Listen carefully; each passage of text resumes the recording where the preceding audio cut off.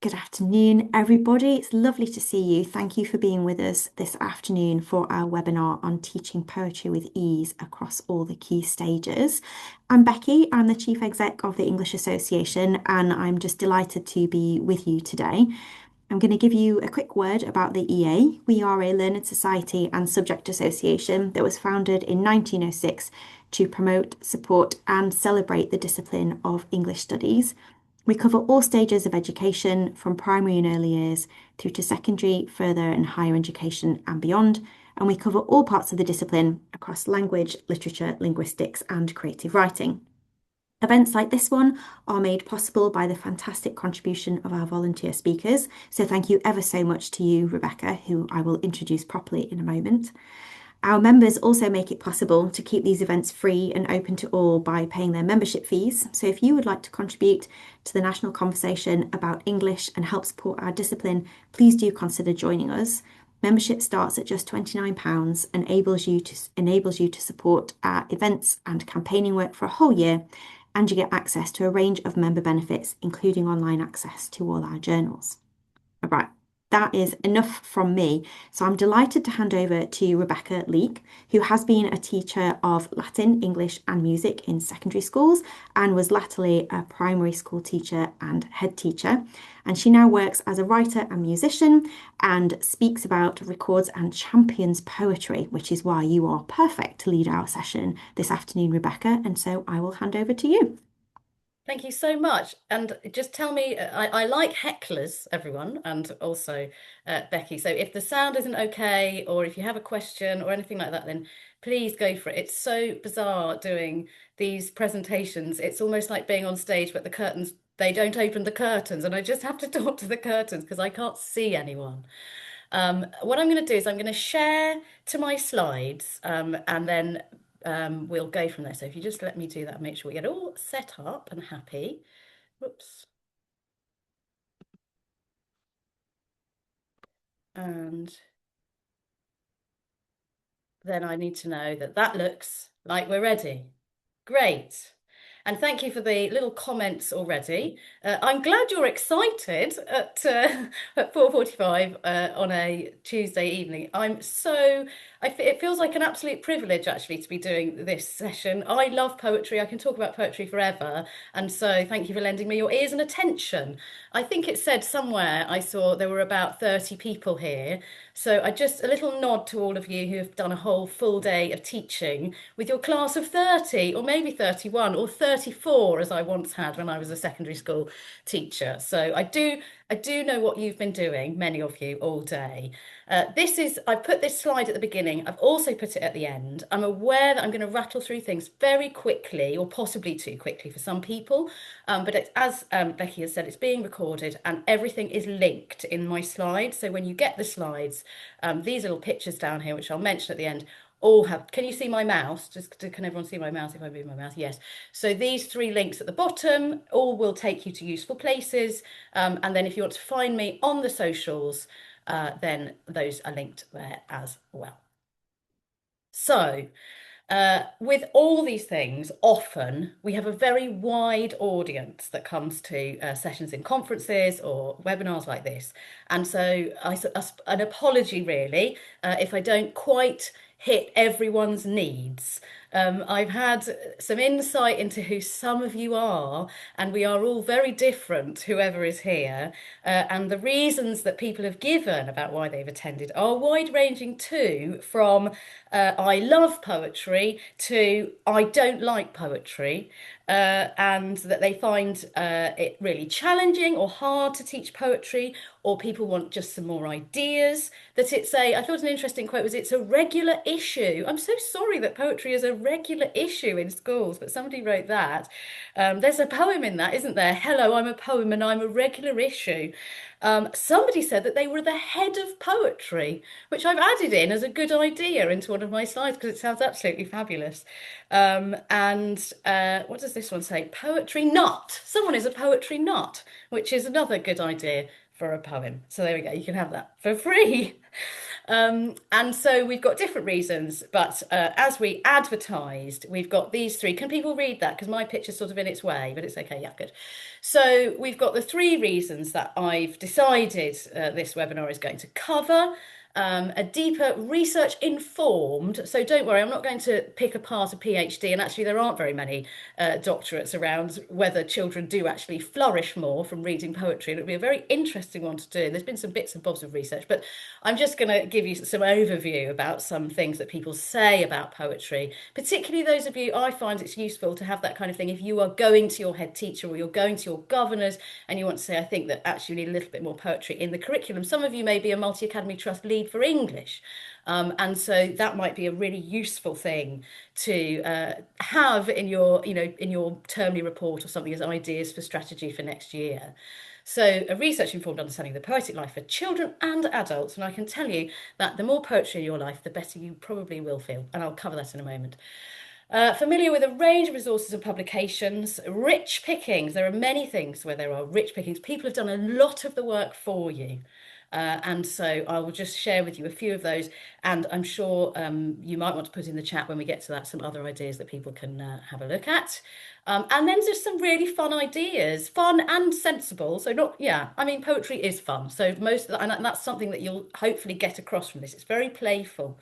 And so some fun ideas and ways that you can incorporate a bit more English into your teaching, not just English. Now, I've taught English in secondary schools, and I've taught Latin, and those classicists amongst you will know that we spend a lot of time reading poetry, and in other subjects too. But it's a fantastic cross-curricular mechanism.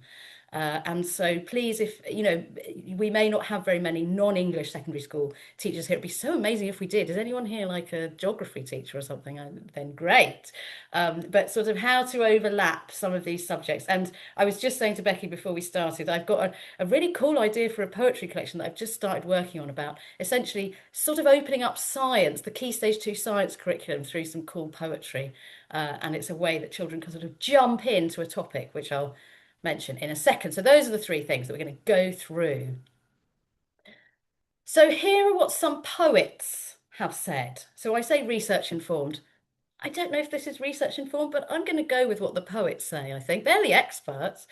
And so here we've got, it helps us understand common things better. So I'm essentially looking at this first one, have a deeper research informed understanding of the benefits of a poetic life. So poetry helps us understand common things better. We all know that from standing at the graveside when we are all wondering why this has happened to somebody who has died, who has gone too soon. And it's then that people pull out a poem. And it makes us find some meaning in moments where we need to find meaning, but also in really trivial moments. There's these wonderful collections by the Candlestick Press, 10 poems about, 10 poems about birds, 10 poems about, and they've just recently done a call for 10 poems about allotments. And I'm really looking forward to that collection because it's something that we see from train windows. We probably know someone who has an allotment. We might be obsessed with our own allotment, and it's sort of a quirky aspect of human nature. And poetry, I have no doubt that poetry will just sort of break it open in a really interesting and meaningful way. I love this one. George Sephiris says it's strong enough to help. And I do think that poetry can be very healing. Even the simplest poem about a jelly at a birthday party, it can sometimes help you in a very trivial, jovial way. And I think we all know when we've read a poem that is a good poem, and that's a long conversation, that it's sort of moved you slightly, just slightly, and you know it's done it. One did not interpret poetry, one experienced it. That's a reference to somebody talking about the teaching of Elizabeth Bishop. And I would say, and I will reiterate, and I may remember to say a few times, that poetry is visual and it is oral and it is oral. And so it's a whole experience. And don't forget to listen to it, to read it out loud, and to look at it. It's all part of it. And some poems, as you will probably know, have been written more to be a visual sort of experience, and maybe others more to be an oral experience, and then others, sort of embody all of them in a very clever way. I'm a real aural girl. I love the sound. I come from a music background. I love the sound of words, and I have a podcast that I read out poems. And I think if it can speak from an oral perspective, then it's probably a winner for me. But we're all different. It makes you feel more human. That's from Neil Astley, who is the editor of these books, Staying and Being Alive, Blood Axe anthologies. He's a brilliant poetry editor. He says it makes you feel more human. And the wonderful, wonderful, wonderful poet Mary Oliver says it's bred in the pockets of the hungry, the spiritual hungry, I would say. And if you haven't come across Mary Oliver, and you're feeling like you need some help with, and and you're feeling a bit inadequate, then I would read Wild Geese, and it'll make you feel a lot better. So that's a sort of overview of what poetry can do for the human soul from poets themselves. There are some good research pieces around, which I haven't linked in here. You need only Google it, and you're all capable of Googling it. But there's percentages of things like, 50% of young people during lockdown said that they were reading poetry.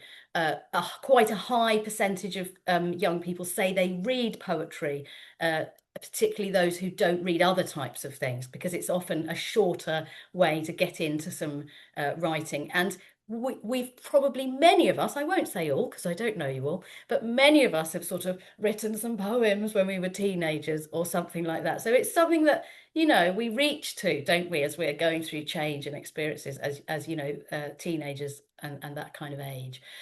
But just to sort of put my teacher head on, and say, well, why are we including poetry in the curriculum? Then these are my top reasons that you should copy and paste onto a slide when you're trying to convince somebody that there should be more poetry around your school. Creativity and dexterity with words, and I will model a little bit of that. But the more that children can navigate, I'm teaching my 17-year-old to drive at the moment, and that's sort of going into second to turn, and then going back to that sort of agility and dexterity around words is what comes from playing around with words, with poetry, understanding meter, and changing the morphology of words to sort of fit a line or not fit a line, and that's too many syllables, so how can I reconstruct it? And that play with words will make them better and better writers, and possibly poets. Vocabulary and syntax, I've sort of already referred to that. And so they will, particularly learning poetry by heart. You can often learn poems by heart with a year one class, and some of the words within that poem are words that they may never have actually said out loud before.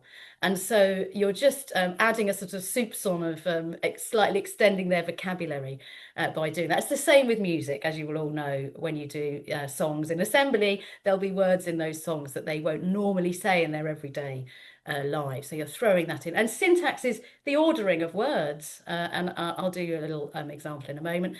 I have done some research into spiritual development, really, for children, as to what people say.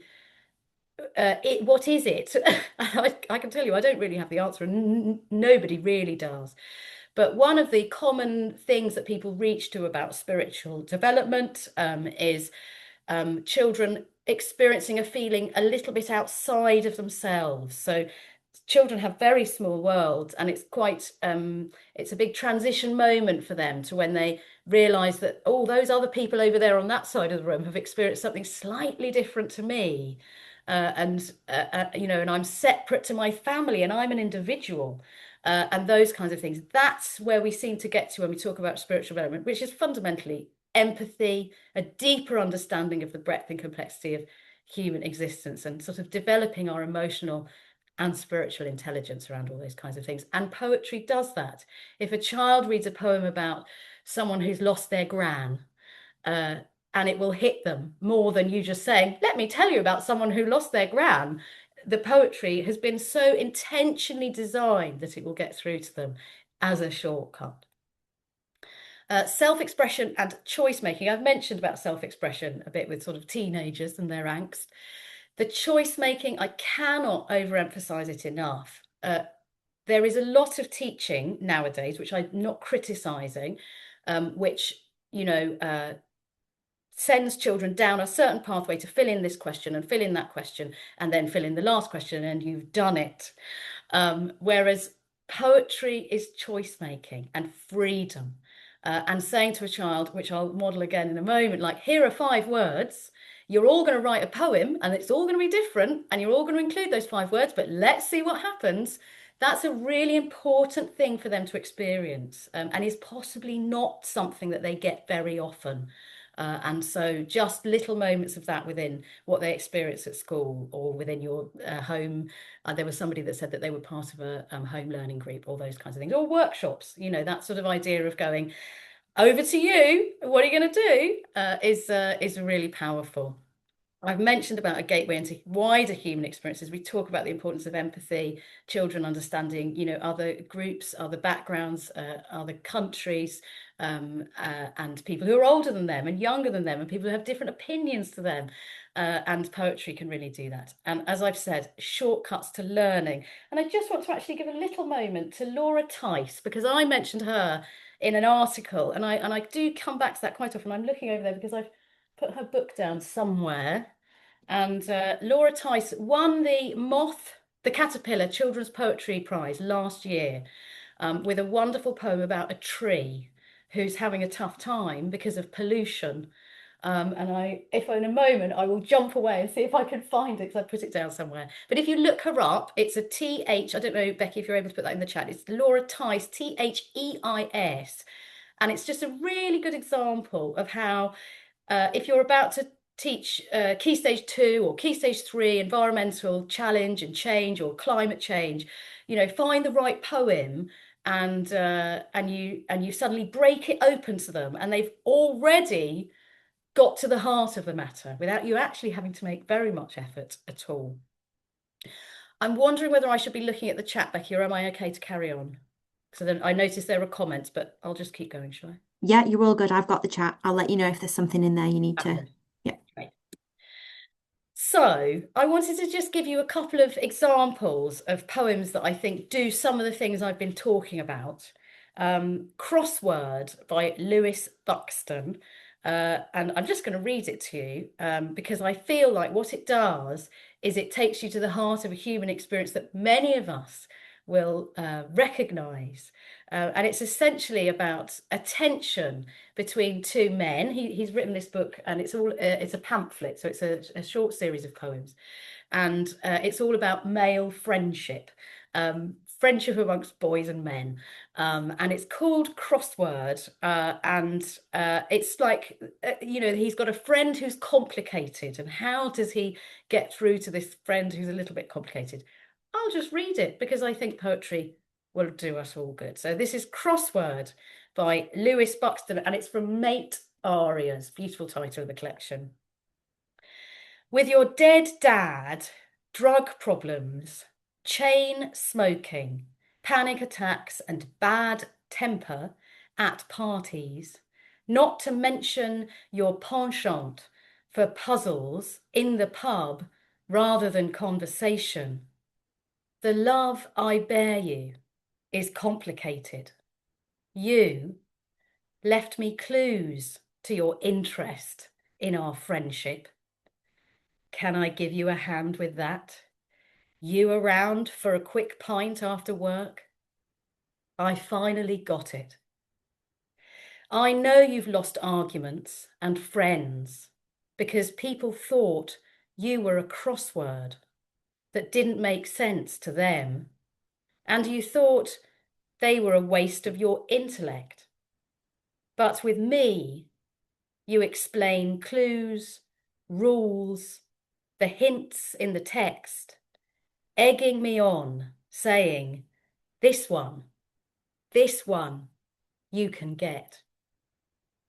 I well up with that poem because it's about, well, I'm sure you've all felt it. It's about that sort of man who can't quite say what he wants to say, and oh, I really like hanging out with you. And they sort of experience that over a crossword, and they work each other out that way. And that's why poetry is really good, because I can't explain the poem because it is a poem, and therefore it does it better than I will do it. it's a nice example as well, something that I'll repeat, come back to briefly later on, of a sort of pun. And I think that children really enjoy breaking open a word like crossword. And well, what does he mean by that? And what is a crossword? And if you're cross, I'm having a word with you and I'm a bit cross, and then you can take forward that as a creative idea. And I'll talk about a bit more about that in a moment.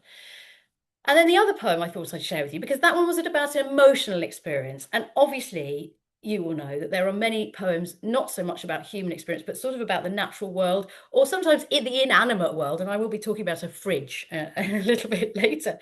But I'm just going to read you a really short poem by Sue Hardy Dawson, who is so great. This collection is called If I Were Other Than Myself. I think it's officially for that sort of 9-year-old kind of bracket of children. I am very unfussy about the delineation of which poems are for which age group. And I think that's a really important thing to remember, because any poem can speak to any person.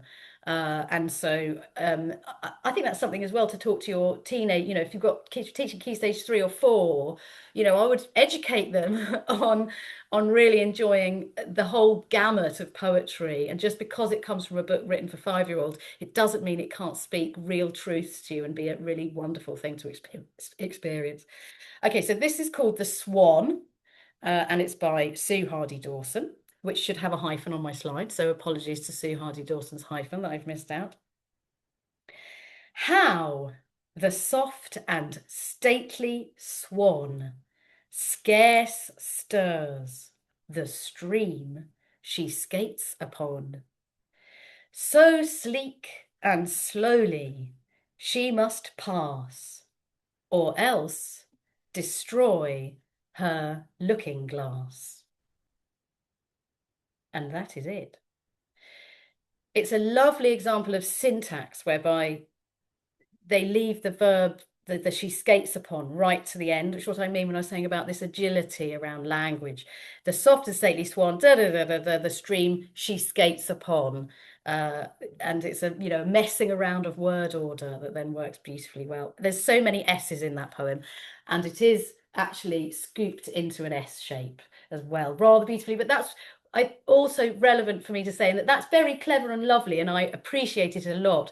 But the poem also works just on the sound of it as well, which I think means it must be a bit of a masterpiece. So just here's a little example of what I might do if I were enjoying this poem with a group of any age, is if you have the idea of swans and swimming, how many different ways can you put them into 3, 4, or 5 words to maybe start you off on a poem? And I particularly like the penultimate one where I've decided that the swan is called Swim. That one pleased me greatly. So swim, the swan, and then something that may then come after that. So I would probably use something like that to just enjoy some playing around with words. And I've at the last one, I've changed the tense, the swan swam, and something I think that's always worth noticing in poems is what tense has the poet used or changed to and why. It's just a really interesting one. And I can tell you that there's always an intention why they might have gone into a slightly different tense or chosen to do the poem all within one or in another one. There's an example. So that is my research informed overview of why poetry is good for children, where there is some data around the fact that children do enjoy poetry. They can engage with it slightly more easily. So therefore, it's a good way to get them into literature. But it makes people feel better, helps them better at using words and language, and gives them opportunities to experience creativity and choice making, which is so important.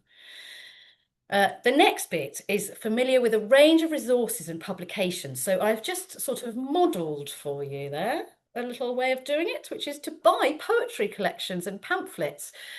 These poets are very poor, I can tell you, because I'm sort of one of them. And if you want to support poetry, then you can order these pamphlets. They range between about £5 and £10, and I always say it's cheaper than the pizza at Pizza Express. So which would you prefer? A pamphlet forever of wonderful poetry or one pizza? I go for the poetry, you go for the pizza. There's a poem in that. Here's a range of some books, which are not all poetry books, but there's Laura Tice. So if you look on the right hand of the screen, you've got a little green and purple one in the middle with a little house on legs. That's Poems from a Witch's Pocket by Laura Tice. And it's got a poem in there about um, a tree that's really worth having a look at. I've put these up because I hope they demonstrate to you a real range, actually, as to the different ways you can consume poetry through books. And I'll just pick out a couple. The one on the top left, how to be well versed in poetry. So there's three books within this slide that are not actually poetry books. One of them is mine, which I've just thrown in on the left. And the reason I've included that is obviously because I'm really cheeky, but also governance is really important in your schools. And if you want to implement a little bit more poetry within your curriculum, if you're working in a big multi-academy trust, that's going to come from trustee level. If you're working in a small local authority maintained school, you've got your governing board. And if you can get people behind this idea, then that's a really good start as well. So don't forget about your governance. That's really important. But I also include it because I'm quite a good writer, and it comes from reading loads of poetry. And the more we read and the more we consume, the better we are at any sort of writing. And so I thought I'd throw that in. But just above it, How to Be Well Versed in Poetry, a really fun book. I bought that in a charity shop. It talks about meter, it talks about different syllables and forms that you can get in poetry. It's really fun. You can read a little bit of it. It's sort of a loo book where you could go, oh, right, I didn't know about a double dactyl, and just consume it that way. And then the other one right in the middle at the bottom, Catherine Rundell, Why You Should Read Children's Books. And I think I've already covered that in the sense of it's all literature and a lot of it will speak to you. It's under my face, but I presume you can see Colossal Words for Kids.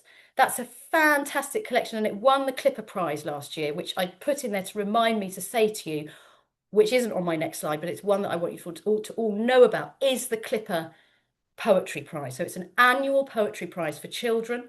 And it's run sort of by CLPE, I think, or it's amalgamated. Becky might know, or two organisations support it, I think. And they shortlist a collection of about 4 or 5 children's poems, and then they select one.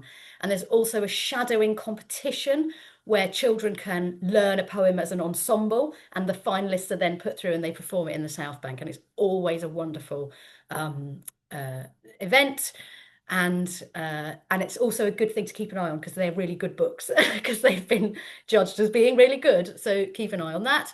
Anthologies are fantastic. So the space anthology I really like, so fantastic. Talks about time, talks about women who were really important in the history of astronomy, amongst all sorts of things. So there's a few anthologies in there. And just to pick out two, the one to the middle right where it says the Hospice Book of Poetry. Now, I picked that up for about £1 in a charity shop, and there are some poems in there that were written by volunteers, and so they're possibly not the sleekest of poems, but they've still made me enjoy, I've still really enjoyed them. And actually, I'm including one of those in my podcast this week because sometimes a poem can just really sparkle. But there's also other poems in there, selected by the CEO of the a hospice association, whatever. So, if you have a little rummage in charity shops, because you can always pick up things as well. So I would make sure you have some books around in your school, in your staff room, in your toilet, or wherever. And that will mean that you feed yourself with poems as much as you can. And here are 5 good places where you can go and find really good resources. The top left with the hot air balloon is directly linked to a website called the Dirigible Balloon. Jonathan Humble, actually, I've got a book of his up here.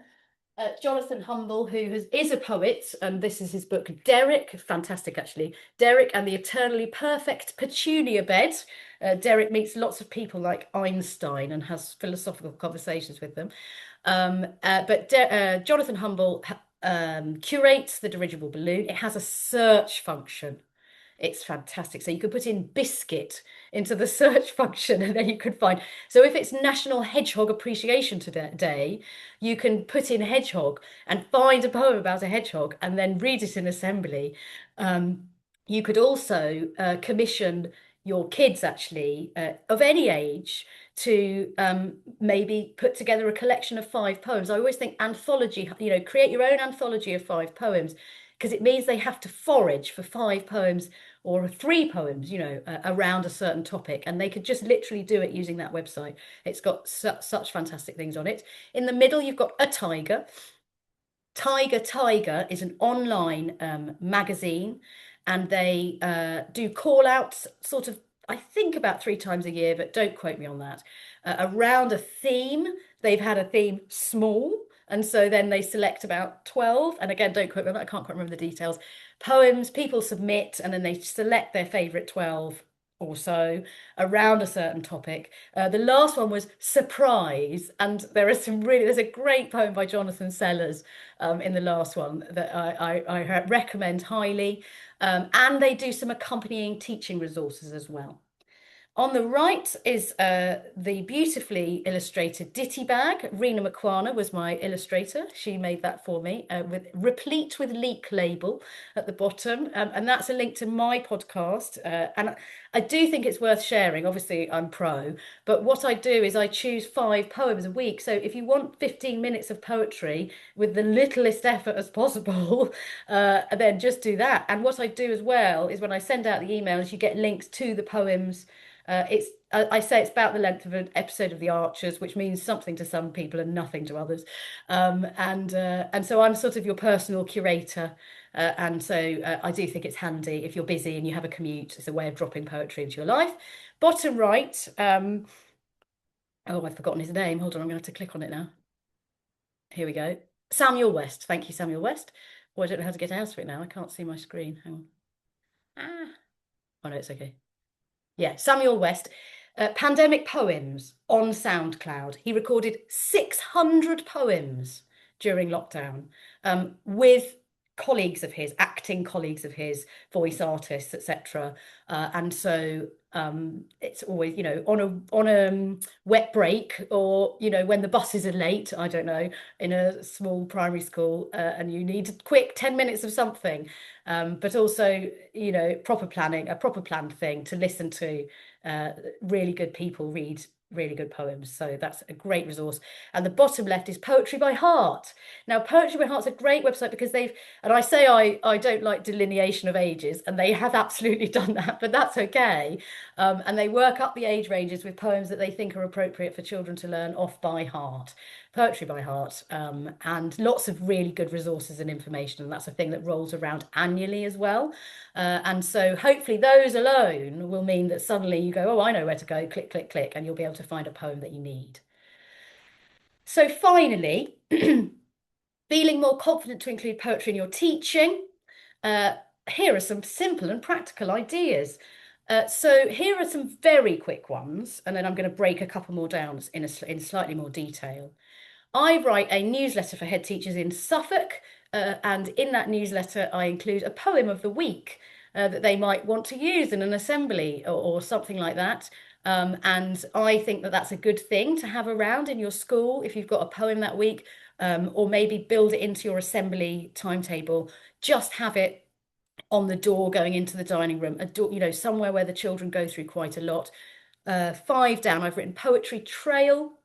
That can be the simplest thing, whereby there are poems around that are put up, or you could go the whole hog and work with a poet or get some funding and get some poetry in a more permanent manner.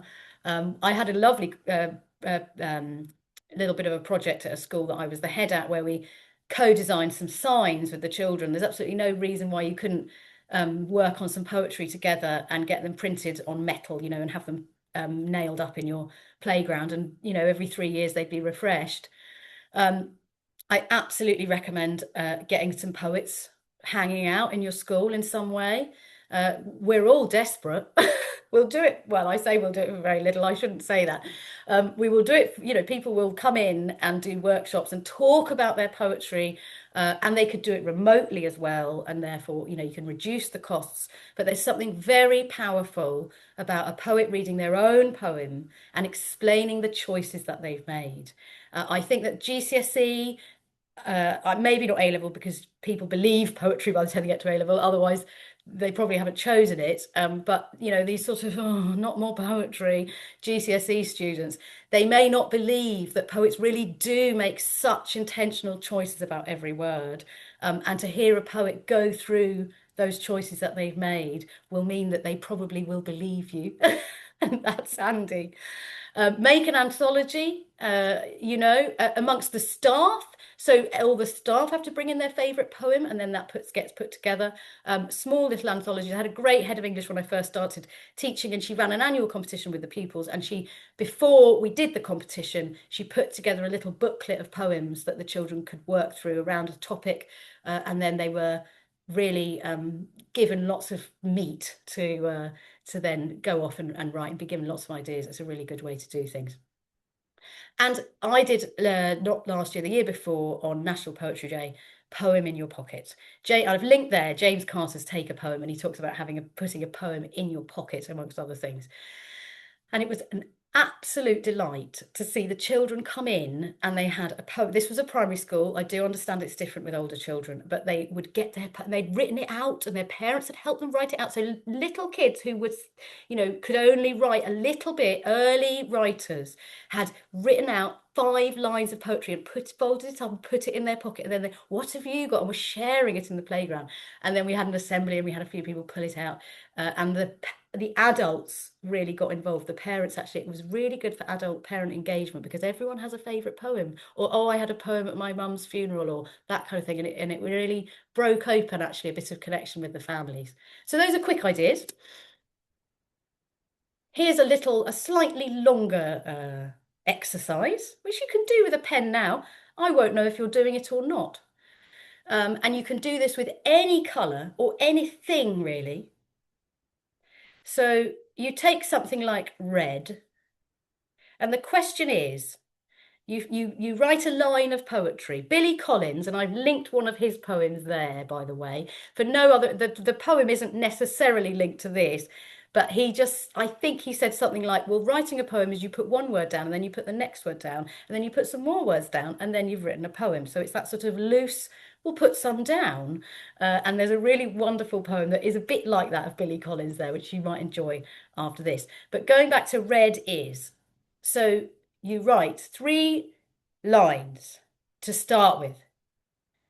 You write the first one, and you write red is, and you complete it for yourself with something that you think that only you would write, that nobody else would write.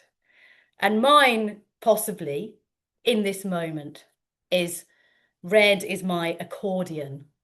And then I play the accordion, which I recently really took up, and I'm a bit in love with it.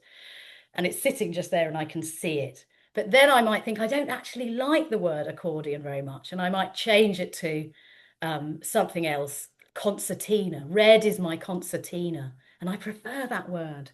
And then I might add something to it and go from there. So that's one that only I would say. And some children will write something, a very specific experience that's very specific to them. And some critics of poetry will say, what I would like to see in a poem is a window into something that only you as the poet would have thought of, but that also has a universal meaning to me. So it's a really powerful way of getting something going in that area. So red is something that only you would write. Red is something that you think some other people might write. So that's playing with cliche. Red is the red, red rose. Red is the rose. Red is my heart. Red is anger. But then they have to add to it and then share it and see, has everyone written the same? So you try and do something that's very specific to you, and then you do something that you think probably everyone else might write, and you sort of have a discussion around cliche, and can you convert cliche into something a little bit more interesting? And the third one, and I always think this is interesting for children and young people, is suddenly realizing that they don't have to write about themselves. Even if they say I, It could be somebody else, and that can be quite a mind blow for some people. Oh, I'm writing as though I'm someone else, and it's not a poem actually about me. It's like and I'm an old lady or something. So, something that your mum or someone that you know really well, how would she finish this line? Red is, what would someone that you know really well finish that line with? And it will be something different. And then you can play around with it. So that is a really simple way of having fun. And again, you can change it to blue or grey or rain or warmth or anything really. And it's a really interesting thing to do. So something only you would say, something that probably other people will say, and something that somebody else you know quite well would say. Really fun exercise. This is a Sylvia Plath reference. I don't know if anyone knows that. The bee, what is it? I ordered the arrival of the bee box. I ordered this steel grey box. That's not the line. I can't remember what the line is. Wooden box. I can't remember the Sylvia Plath one. You take a line from another poem and you change it slightly, or you keep the line and then you play around as a group to write a new poem, but it has to include that same line. And actually, I really like writing about inanimate objects or things like that. And I've written a ridiculous poem about a fridge and about there's a tortoise in the fridge in the winter hibernating, and there's no room in the fridge. But you can have, and it's a universally recognized thing, so you can have quite a lot of fun with that. So I'm going to have to speed up, but there's another idea. A rhyme brainstorm. So the word time, slime. So you as children, young people, can you think of all the words and you write them all up? Crime, sublime, climb, as in the sunny climbs of the mountain, plus I'm climbing the mountain, etc., etc. You put them all on the board and then you go, right, we've all got to write a different poem, but they've got to have all those words in, or you can choose five. Choose five of those rhymes and then you can make it's like Wordle, it's almost like how many words, how many five-letter words are there?